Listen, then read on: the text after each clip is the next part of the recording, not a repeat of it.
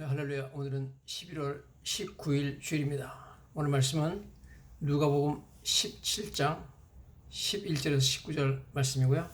말씀의 제목은 그 아홉은 어디 있느냐, 그런 말씀입니다. 먼저 우리가 본문 말씀을 좀 같이 보시도록 하겠습니다. 누가복음 17장에 보면 11절에 이렇게 나와 있습니다. 예수께서 예루살렘으로 가실 때 사마리아와 갈릴리 사이로 지나가시다가 한 마을에 들어가시니 나병 환자 1명이 예수를 만나 멀리 서서 소리를 높여 이르되 예수 선생님이여 우리를 불쌍히 여기소서 하거늘 보시고 이르시되 가서 제사장들에게 너희 몸을 보이라 하였더니 그들이 가다가 깨끗함을 받은지라. 그 중에 한 사람이 자기가 나은 것을 보고 큰 소리로 하나님께 영광을 돌리며 돌아와 예수의 발 앞에 엎드려 감사하니 그는 사마리아 사람이라. 예수께서 대답하여 이르시되 10사람이 다 깨끗함을 받지 아니했느냐? 그 아홉은 어디 있느냐? 이 이방인 외에는 하나님께 영광을 돌려 온 자가 없느냐 하시고 그에게 이르시되 일어나 가라. 네 믿음이 너를 구원하느니라 하시더라. 아멘. 먼저 우리가 예수님께서 지금 예루살렘에서 사마리아와 갈릴리 사이를 지나가시다가 어떤 마을에 들어가니까 나병 환자 10명이 예수님을 만나러 왔다. 그러면서 큰 소리로 예수 선생님이여 우리를 불쌍히 여기소서 그런 소리를 질렀다. 그렇게 나오고 있습니다. 먼저 우리가 나병, 문득병에 대해서 좀 몇 가지 알아야 되겠습니다. 문득병은 당시에 당연히 불치병이었죠. 왜냐하면 문득병이 걸린 사람이 난 것은 구약 성경에 딱 두 가지 사건밖에 없습니다. 미리암이 문득병에 걸렸다가 7일 만에 난 사건하고, 그 다음에 수리아 사람 이방인 나만 장군이 하나님께서 치료해주시사 기적적으로 그 문득병에서 치료받은 사건, 그 두 사람밖에 없습니다. 그 외에는 아무도 문득병에서 치료받은 사람이 없습니다. 왜냐하면 문득병은 어떤 약이나 인간의 기술로 고칠 수 없는 그런 불치병 중에 불치병이었습니다. 그리고 문득병은 가장 무서운 질병이었습니다. 왜냐하면 이 문득병은 그 나중에 발견된 바로는 이제 마이코박테리엄 레프레이라고 해가지고 박테리아가 일으키는 그런 병으로 밝혀졌습니다만, 그전에는 어떻게 전염되는지도 모르고 사람들이 문득병에 걸려가지고 참 알았죠. 치료 방법이 없었으니까 아예. 근데 이게 무서운 것은 첫째, 문득병은 걸리면은 감각이 없어집니다. 그래서 신경이 죽어가지고 감각이 없어지기 때문에, 예를 들어서 그 뜨거운 어떤 물건을 손으로 만져도 전혀 뜨겁지가 않습니다. 그래서 이 사람들이 막 다쳐도 아픈지 모르기 때문에 그게 육신이 다 상하는 거예요. 그 다음에 이 문득병이 걸리면 걸린 상태로 박테리아가 몸을 공격해가지고 나중에 몸이 썩으면서 코도 떨어져 나가고 귀도 떨어져 나가고 심지어 입술도 떨어져 나간답니다. 이런 식으로 떨어져 나가는데 손가락, 발가락 다 떨어져 나가가지고 신체가 막 떨어져 나가죠. 고통을 못 느끼니까 그래도 잘 모르는 거죠. 그런 상태로 한 30년을 살 수 있답니다. 산다는 것 자체가 이게 너무너무 끔찍한 거죠. 그런 상태로 산다는 것 자체가. 그래서 일단 문득병에 걸리면 모두 다 집에서 떠나야 됐고, 그 다음에 사랑하는 사람들하고 만날 수가 없는 거죠. 자기 아내고 가족이고 자녀고 어머니고 아버지고 다 떠나야 되니까 그렇게 외로운 가운데서 산다는 자체가 엄청나게 힘든 거죠. 뿐만 아니라 문득병 그 촌에 직접 방문한 사람들의 이야기를 들어보면은 그 문득병 환자들이 모이는 곳은 사람이 살이 썩는 냄새가 진동을 한답니다. 그래서 이 악취 때문에 일반 사람들은 접근하기 힘들 정도랍니다. 엄청난 참 저주받은 그런 병이라 그렇게 볼 수가 있죠. 그래서 우리가 참 오늘 예수님 만난 나병 환자들이 예수님 소문을 듣고 와가지고 멀리서 소리를 높여서 이르죠. 문둥이는 율법에 의해서 사람에게 가까이 올 수가 없습니다. 멀리서 가지고 소리를 지르게 돼 있거든요. 나는 부정하다 그러면서 가까이 오지 말라고 그렇게 하는 거죠. 그러면서 이 사람들끼리 이제 모여가지고 문둥이들이 자기들 촌에 모여서 거기서 뭐 구걸하고 그러면서 연명하고 사는 것이 문둥이 환자들의 삶이었습니다.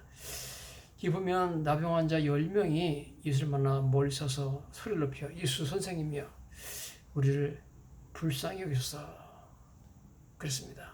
왜냐면 예수님께서 각종 질병을 고치신다는 소문을 듣고 지금까지 뭐 나병 환자를 고치는 사람은 없잖아요. 그렇지만 예수님께 마지막 희망을 걸고 불쌍히 여겨달라고 큰 소리로 있는 힘을 다해서 애원을 한 거죠.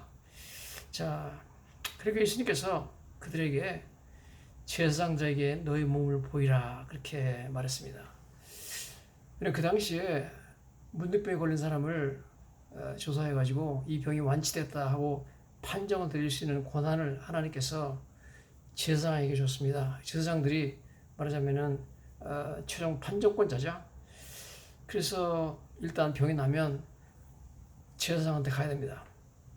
제사장이 다 낫다고 완치됐다고 선언하면 이제 그 증서를 가지고 가면 다시 가족을 만날 수 있고 다시 예배드리는 성전에도 갈 수 있고 사랑하는 친구들을 또 만날 수 있는 그런 놀라운 일이 생기는 거죠.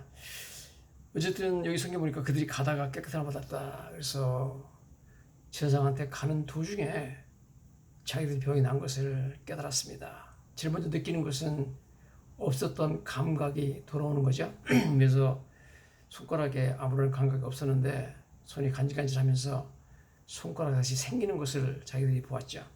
발가락에 아무런 감각이 없었고 발가락이 떨어져 나갔었는데 발가락이 간질간질하면서 감각이 들어오면서 쳐다보니까 발가락이 새로 생겼습니다. 코가 이미 떨어져 나가가지고 코가 없는데 코가 간질간질하면서 감각이 들어오면서 보니까 코가 새로 생겼습니다.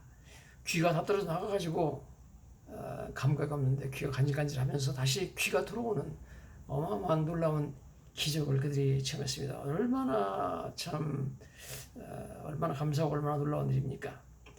자, 그런데 그 중에서 돌아와가지고 예수님에게 감사를 표한 사람은 딱 한 사람밖에 없었고 그것도 이방인 한 사람밖에 없습니다. 그래서 여기 보면 그 중에 한 사람이 자기가 나은 것을 보고 큰 소리로 하나님께 영광 돌리며 돌아와 예수의 발 아래 엎드려 감사하니 그는 사마리아 사람이라. 유대인들은 제일 먼저 감사하러 예수님께 와야 되지만 그 엄청난 그런 참 질병을 고쳐주신 예수님에게 와서 감사하지 않았습니다. 오직 사마리아 이방인 사람 한 사람만 왔습니다. 그때 예수님께서 말씀하시기를 10사람이 다 깨끗함을 받지 않았느냐? 그 9은 어디 있느냐? 이 이방인 외에는 하나님께 영광을 들으러 들어온 자가 없느냐? 이렇게 말했습니다. 예수님께서 한 사람만 감사하라고 들어왔다는 것을 그 모습을 보고 나서 굉장히 서운하시고 마음이 아파하신 것을 우리가 볼 수가 있습니다. 어떻게 이럴 수 있느냐? 내가 10명을 고쳐줬는데 어떻게 한 명만 들어와서 나한테 감사하느냐? 이게 참 말이 안 되는 상황이 벌어졌다 하는 것을 우리가 보게 됩니다. 그때 이제 그 이방인이 돌아온 이방인에게 성경 보니까 예수님께서 일어나 가라. 네 믿음이 너를 구원하느니라 그랬습니다. 이 구원하다는 단어는 소조라는 단어를 써가지고 다른 문둥병자들은 문둥병에서 고침 받았지만 영적인 구원, 즉 믿음으로 말미암아 하나님의 자녀가 되는 그런 구원을 받지 못했기 때문에 영생에 들어가지는 못했습니다. 그러나 오직 한 사람, 이방인 사마리아 사람은 예수님을 하나님으로 믿는 믿음을 주님께서 보셨습니다. 왜냐하면 여기 성경 보니까 그가 예수의 발 아래 엎드려 감사하니 그랬습니다. 발 아래 엎드려 감사하는 것은 예수님을 하나님으로 경배하는 그런 모습입니다. 또 문둥병을 고치는 것은 당연히 하나님밖에 없기 때문에 예수님을 하나님으로 믿었다는 거죠. 이런 믿음을 주님께서 보시고 그에게 네 믿음이 너를 구원했다. 너는 구원받았다 하고 주님께서 그에게 죄사함과 영생을 받게 됨을 선언을 하신 것을 우리가 성경을 통해서 보게 됩니다. 먼저 우리가 좀 생각해 봐야 되는 것은 감사하지 않는 것이 죄라는 것입니다. 우리는 감사하지 않는 것은 죄라고 생각하지 않습니다. 뭐 도둑질하고 살인하고 뭐 간음하고 이런 것만 죄라고 생각하는데 사실 그런 것보다 더 큰 죄는 바로 감사하지 않는 죄죠. 우리가 자녀들을 키우느라 고생을 엄청 해가지고 뭐 얼마나 고생합니까? 어머니가 날 때부터 정말 얼마나 임신에서부터 얼마나 고생을 하고 출산의 고통을 겪고 그 이후에 또 참 크면서 얼마나 부모가 참 힘듭니까? 얼마나 자녀들이 참 속을 썩이고 얼마나 고생을 하고 그래서 죽으라고 이래가지고 자녀들을 키워놨더니 자녀들이 나중에 커가지고 감사할 줄 모르고 엄마 아빠를 원망만 하고 엄마 아빠가 나에게 해준 게 뭐 있냐고 그렇게 말하면 가장 마음이 아프고 상처받는 것입니다. 그것은 자녀가 부모에게 짓는 가장 큰 죄가 될 것입니다. 마찬가지로 성경은 누누이 여러 번 범사에 감사하라고 명령을 하고 있습니다.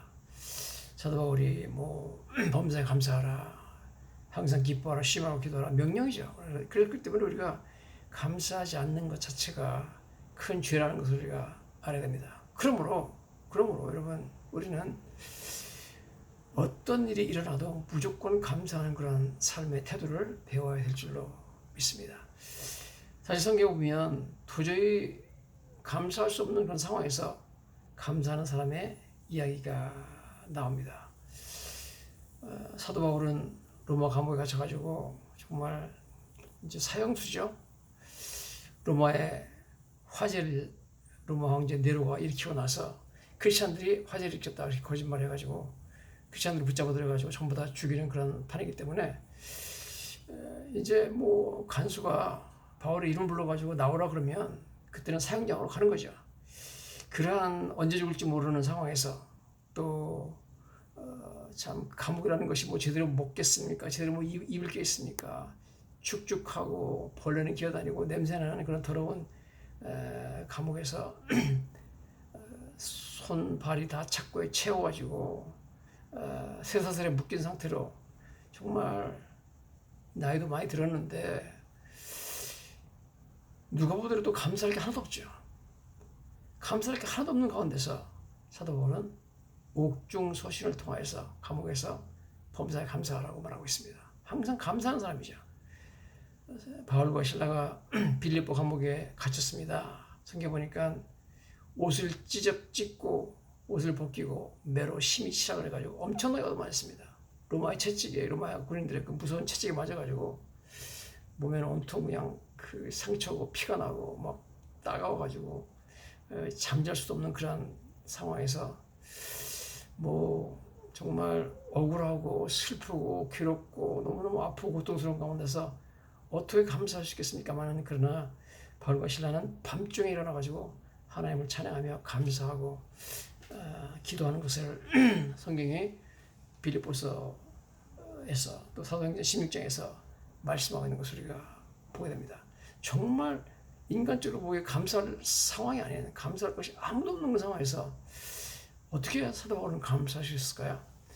그러므로 성경에서 범사에 감사라고 하시는 말씀은 너희들이 환경과 조건을 가지고 감사하려고 그러지 말고 무조건 감사하는 겁니다. 범사라는 것은 무조건 감사해야 되는 거 아닙니까? 모든 일에 감사하는 거니까요.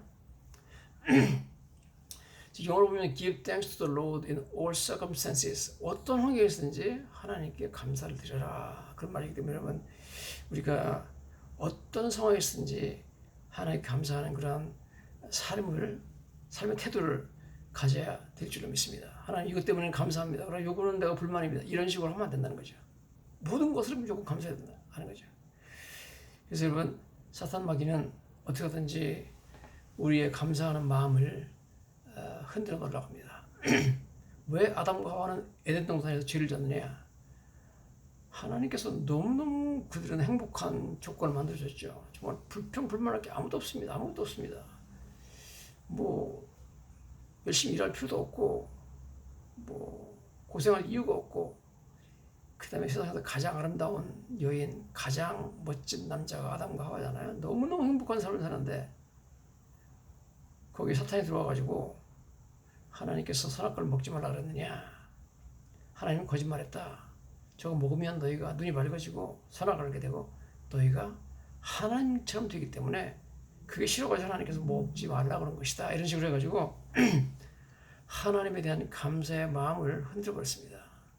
그래서 하나님께 감사하는 마음을 갖고 있다가 사탄의 그 말 듣자마자 정말 하나님이 거짓말 하시는 분인가?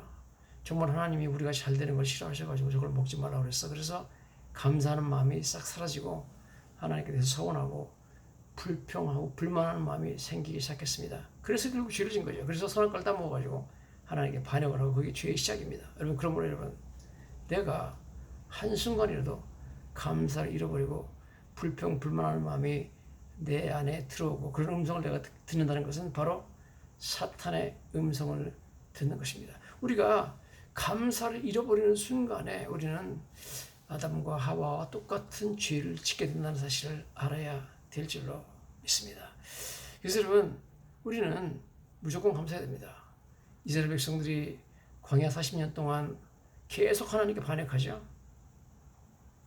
뭐 왜 파가 없느냐, 마늘이 없느냐, 뭐 이러면서 불평합니다. 아니, 사막에서 만나를 내려줘가지고 먹여주면 너무 감사해야지. 아무것도 없는 사막에서 제가 그 이스라엘 백성들이 방황하던 40년 동안 방황하던 그 광야를 가봤거든요. 와, 정말 거기서 하나님께서 매일매일 그 뜨거운 태양 아래서 덥지 않도록 구름으로 쫙 구름 기둥을 해서 막아주셔가지고 그늘지게 하고 밤에는 또 온도가 확 내려갑니다. 추워서 벌벌 떨어야 되는데 사막에서 밤에는 하나님께서 불기둥으로 쫙 펼쳐가지고 위에서부터 뜨뜻한 그런 바람 불게 해가지고 히팅을 다 해주셔가지고 춥지 않도록 보여주시는 얼마나 감사합니까?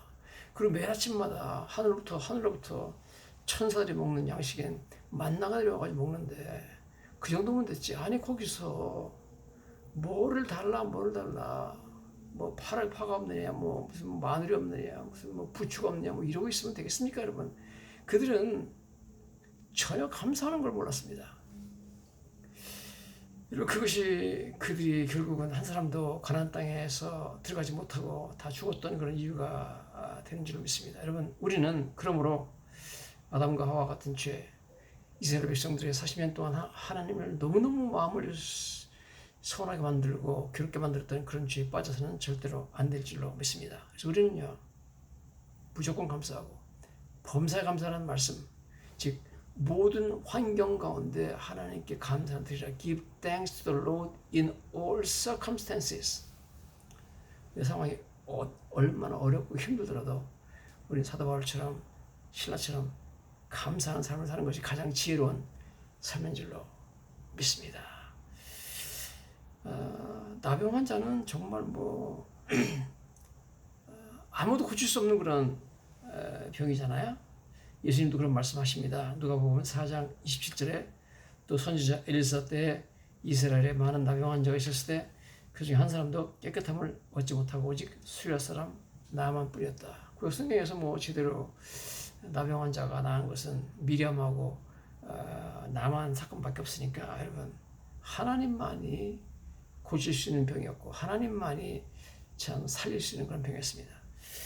뭐 저희들도 마찬가지로 하나님 외에는 참으로 줄 수 없는 그런 우리 죄라는 질병으로부터 우리를 고쳐주셨고 하나님만 줄 수 있는 새로운 생명을 우리한테 주셨고 영생을 주셨으니 우리는 너무너무 감사한 거죠.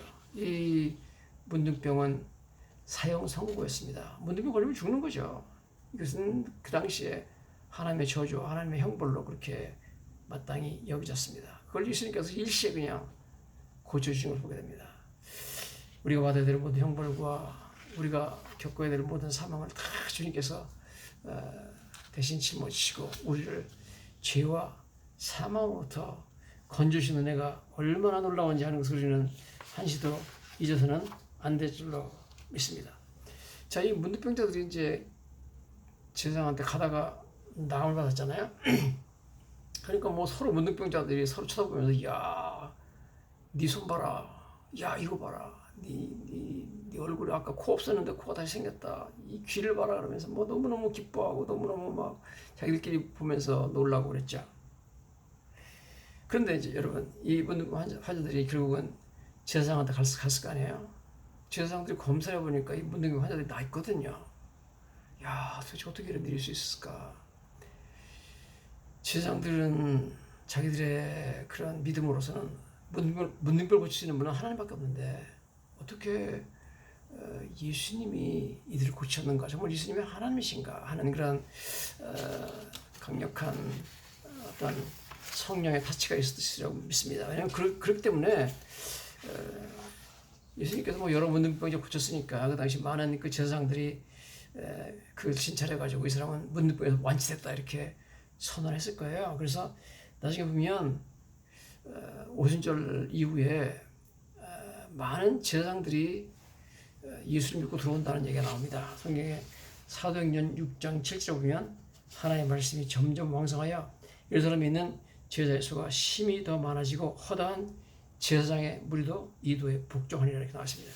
그래서 이때 9명의 나병 환자들을 진찰했던 제사장들도 나중에 이렇게 허다한 제사장의 무리가 이도에 복종한다 했을 때처럼 오순절날 이후에 그들이 예수를 믿고 들어왔으리라 이렇게 우리가 여겨질 수가 있습니다. 자, 어쨌든 우리는 여기서 참 어떻게 이렇게 이 9명의 문둥병 환자들이 예수님께 돌아와서 감사를 하지 않았을까? 제사장한테 가기 전에 먼저 예수님한테 와야죠. 그 다음에 제사장이 가가지고 제사장이 너희들 완치됐다 그러면 가족한테 친구한테 가기 전에 예수님한테 먼저 와야죠. 그래서 너무 감사하다고 얘기해야 되겠죠. 그러나 이들은 감사하지 않았습니다. 거기에 대해서 예수님은 엄청난 상처받았습니다. 여러분, 오늘날 저희들도 혹시 같은 죄에 빠지지 않았는가 한번 생각해 봐야 되겠습니다. 주님께서 우리에게 주신 축복들이 너무 엄청나게 많은데 너무 우리가 감사하지 않고 당연한 것을 여기고 있지 않은가요? 미국의 그 힐튼 목사님이라고 하는 분이 자기가 노스캐롤라이나주에 있는 문둥병 촌을 방문한 이야기를 적어놨더라고요. 제가 읽어봤더니 자기가 노스캐롤라이나주에 있는 섬에 문둥병 환자들이 있는 문둥병 그 치료센터를 한번 갔대요. 갔더니 가서 예배를 드리는데 뭐 설교하고 찬송하고 그러고 나서 나중에 자기가 찬송을 한 곡만 더 부르고 싶은데 혹시 여러분 중에서 부르고 싶은 찬송이 있으면 한번 말씀해 주세요. 그렇게 얘기했답니다. 그랬더니 그 중에 지금까지 계속 얼굴을 뒤로 돌리고 설교하는 목사님을 바라보지 않고 얼굴을 안 보여주고 뒤로 돌리고 있던 어떤 한 여자 문둥병 환자가 얼굴을 돌려가지고 목사님을 바라봤는데 그때 그 목사님이 너무 깜짝 놀랐답니다. 제가 보니까 코도 없고 귀도 없고 입술도 없고 손가락도 없더랍니다. 그런데 그분 얘기가 자기가 지금까지 봤던 가장 사람의 얼굴 중에 가장 무섭고 끔찍한 얼굴이었다고 말합니다. 얼마나 끔찍하겠어요. 자, 그런 여자 문둥병 여자가 더군다나 여자가 아름다움으로 사는 여자가 코도 떨어져 나가고 귀도 떨어져 나가고 입술까지 떨어져 나가고 손가락도 없고 발가락도 없는 상태에서 감사할 게 뭐 있겠어요. 그런데 그 여자가 돌아서가지고 하는 말이 목사님 하나 찬송을 제가 부르고 싶습니다 그러더래요. 그래서 뭘 부르고 싶으냐 그렇게 물어봤더니 그분이 그 여자분자가 말하기를 세상 모든 풍파 너를 흔들어 그 찬송을 부르고 싶다고 그러더랍니다. 우리가 잘 알다시피 그 찬송가는 이렇게 가사가 이렇게 나갑니다. 세상 모든 풍파 너를 흔들어 약한 마음 낙심하게 될 때에 내려주신 주의 복을 세워라. 주의 크신 복을 내가 알리라. 받은 복을 세워보아라. 크신 복을 내가 알리라. 받은 복을 세워보아라. 크신 복을 내가 알리라. Count your blessings. Count your blessings. See what God has done. Count your blessings. Count your many blessings. See what God has done. 내게 주신 수많은 축복들을 너희가 세워라. 하나님께서 얼마나 큰일 너한테 하셨느냐. 이런 찬송을 부르는 겁니다. 너무 쇼크를 받은 거예요. 너무 이 목사님이. 왜냐면 도대체 이 여자가 어떻게 자기가 너무나 많은 축복을 받았다고 그렇게 생각하겠냐는 거죠. 여러분, 이 문둥병 환자, 코도 없고 귀도 없고 입술도 없는 여자가 받은 복을 세워보아라. 크신 복을 내가 알리라. 받은 복을 세워보아라. 크신 복을 내게 알리라. 내려주신 주의 복을 세워라. 크신 복을 내가 알리라. 그 찬송 부르다는 겁니다. 그러니 여러분, 우리가 참 문둥병 환자랑 비교할 때 뭐 얼마나 행복한 사람들입니까? 우리가 여러분 불평불만한다는 게 말이 안 되잖아요, 여러분.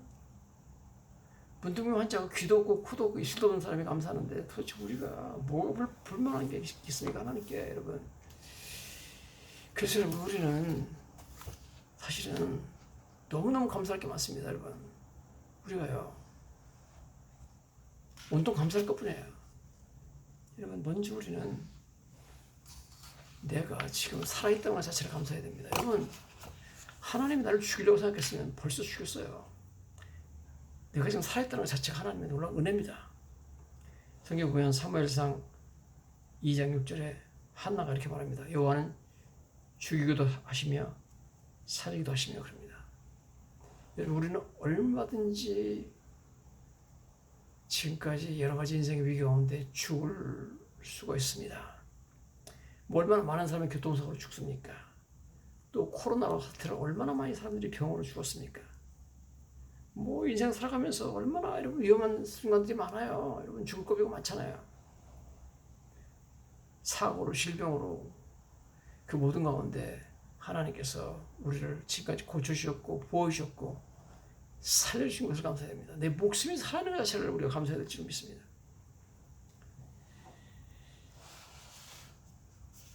예수님께서 상당히 의미심장한 말씀하셨어요.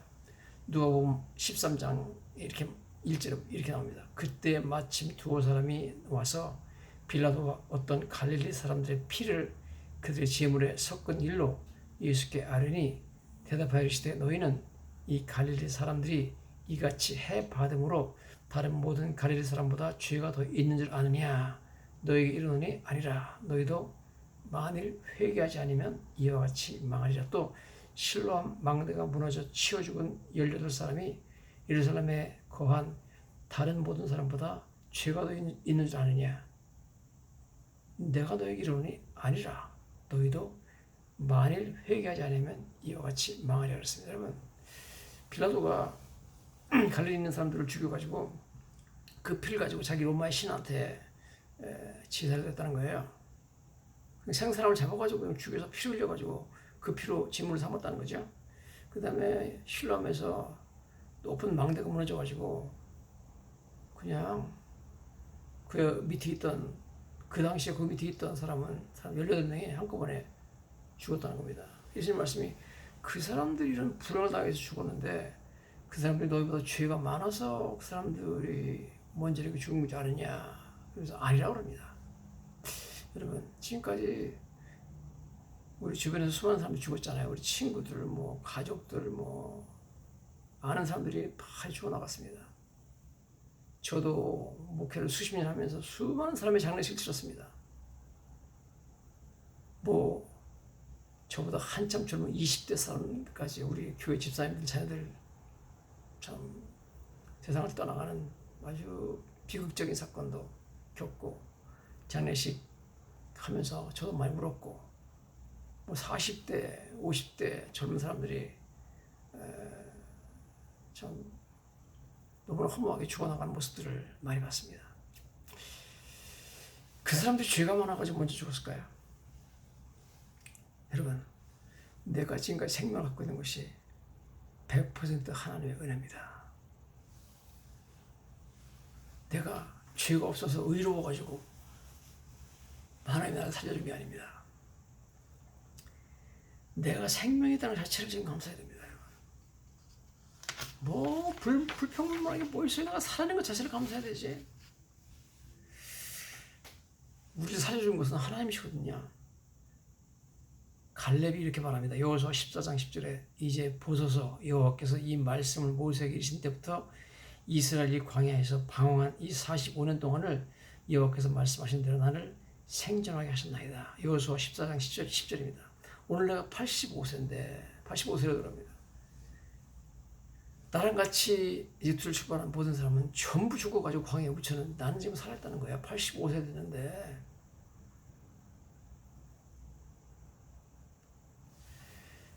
그래서 이렇게 말하죠. 여호와께서 나를 생존하게 하셨나이다. 여러분, 내가 오늘 살아있는 것은 하나님의 은혜인 줄로 믿습니다.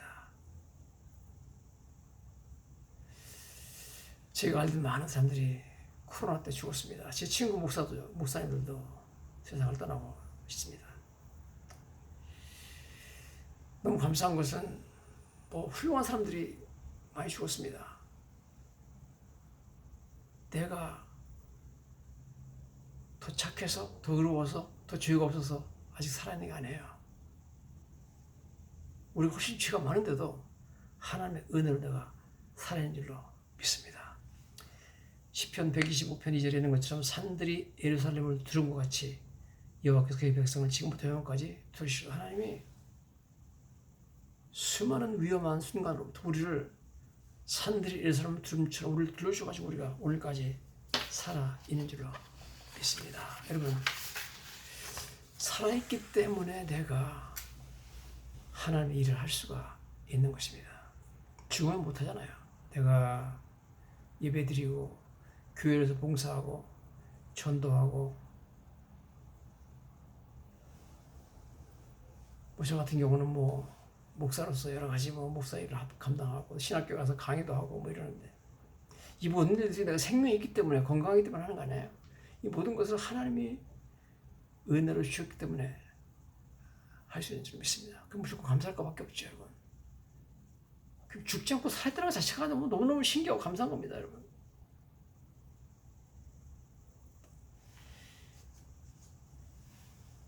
여러분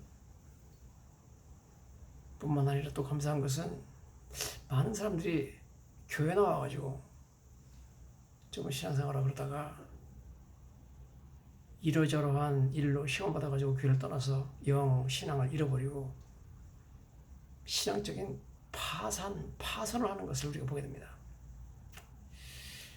성경에 보면 디모데전서 1장 19절이라는 말이 나옵니다. 어떤 사람은 양심을 버렸고 그 믿음의 관하에는 파선하였느니라. 배가 파선했다는 겁니다. 신앙이 파선해버렸어요. 여러분, 우리가 교회 나와서 신앙생활을 하다가 얼마든지 많은 사람들이 교회를 떠나고